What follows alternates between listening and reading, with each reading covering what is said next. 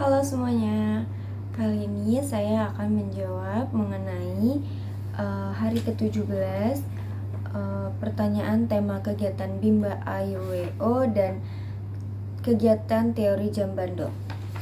Baik, langsung saja kita menjawab pertanyaan mengenai kegiatan bermain baca-bacaan. Pertanyaan pertama, jelaskan apa yang dimaksud dengan kegiatan bermain baca-bacaan.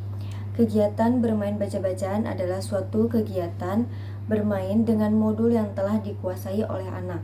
Pertanyaan kedua, jelaskan kegiatan apa saja yang termasuk dalam kegiatan bermain baca-bacaan.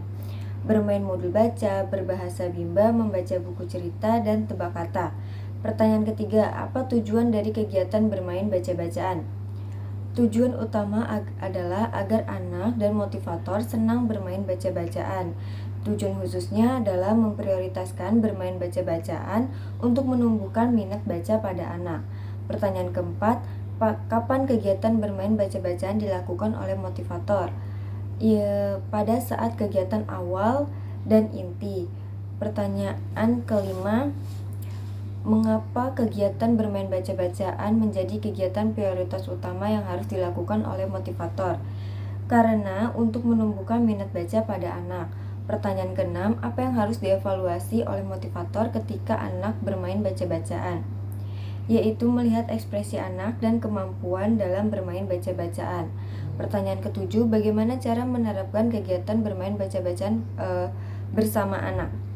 Bermain modul baca yang sudah diberikan kepada anak dan telah dikuasai oleh anak.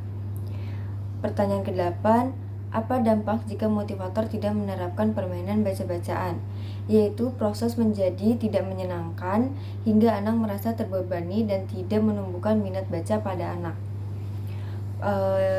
Selanjutnya yaitu jawaban mengenai kegiatan teori jam bandul. Pertanyaan pertama, jelaskan apa yang diketahui mengenai teori jam bandul dan berikan contohnya. Teori jam bandul merupakan sifat kembali ke tengah. Bandul yang bergerak ke samping kanan dan ke kiri akan kembali ke tengah. Jadi, teori jam bandul merupakan kegiatan yang akan kembali pada kegiatan inti. Contohnya seperti bermain baca-bacaan, bercerita, dan lain sebagainya. Pertanyaan nomor 2, apa tujuan penerapan teori jam bandul? Tujuannya adalah agar anak tidak cepat bosan dan anak antusias pada kegiatan yang dilakukan. Pertanyaan ketiga, kapan motivator menerapkan teori jam bandul? Pada saat kegiatan Bimba di kelas. Pertanyaan keempat, bagaimana cara menerapkan teori jam bandul? Yaitu dengan cara aspek kognitif dan psikomotorik. Pertanyaan kelima, bagaimana cara jika motivator tidak menerapkan teori jam bandul? Tidak terciptanya fun learning dan anak akan merasa cepat bosan. Pertanyaan keenam, apa dampaknya jika motivator tidak menerapkan teori jam bandul? Dampaknya ialah anak akan merasa belajar adalah suatu beban dan anak akan merasa tidak suka belajar. Baik, itu adalah jawaban mengenai hari ke-7 magang tugas di luar kelas.